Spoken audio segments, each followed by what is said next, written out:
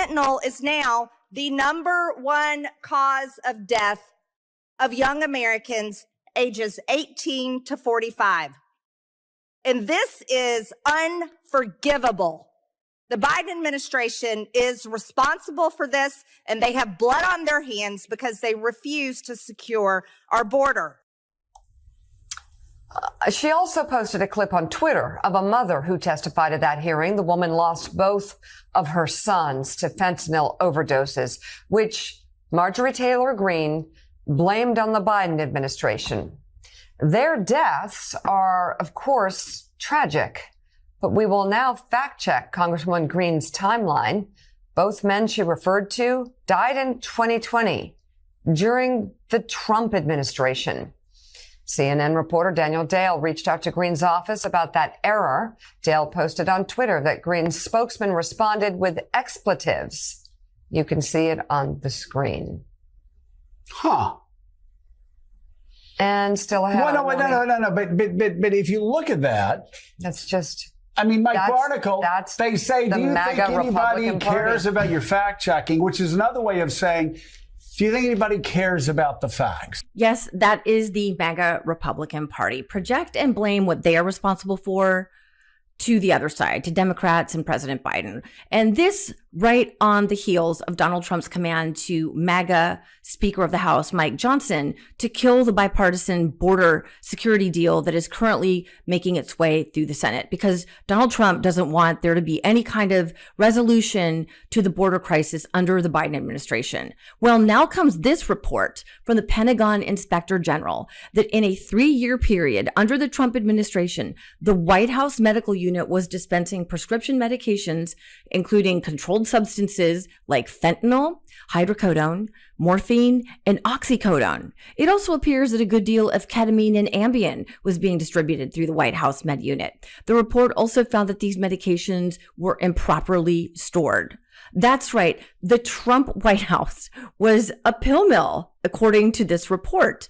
The White House medical unit implemented prescribing practices that did not comply with federal regulations and the DEA. Not only were they not following proper controlled substance protocols, the report says that the medications were dispensed to ineligible White House staff in violation of federal law and DOD guidance. The report also found that the Trump White House medical unit did not bill those ineligible White House staffers. In other words, we the people were funding their fun little drug habits.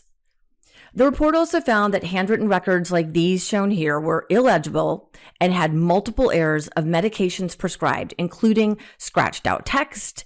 And the report says that this kind of record keeping made it very difficult to track where these controlled substances were going, to whom they were going to, and just how much was prescribed. You know, just heavily addictive drugs, just going hither and yon. Why are we even surprised by this at this point?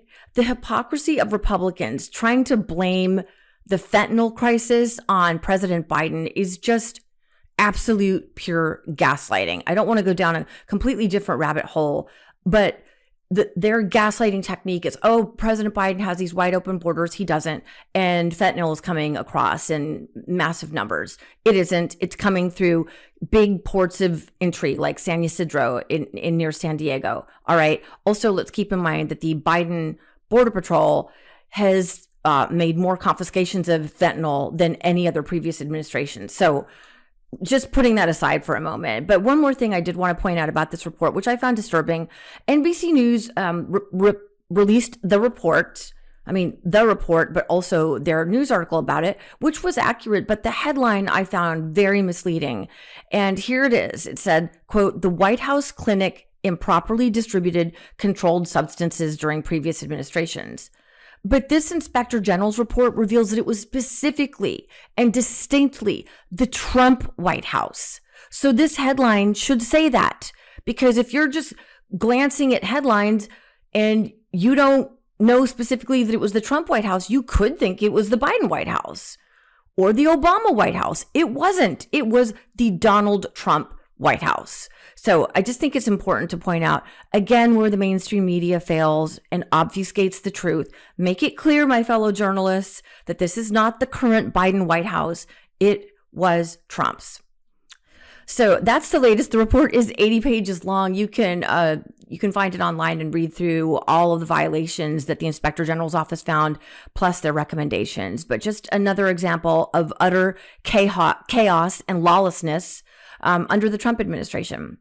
My name is Suri Crowe, and you are watching and or listening to the MeidasTouch Network, where we promote the truth and democracy. I hope to see you back here very soon. I wish you peace. Hey, Meidas Mighty. Love this report? Continue the conversation by following us on Instagram @MeidasTouch to keep up with the most important news of the day. What are you waiting for? Follow us now.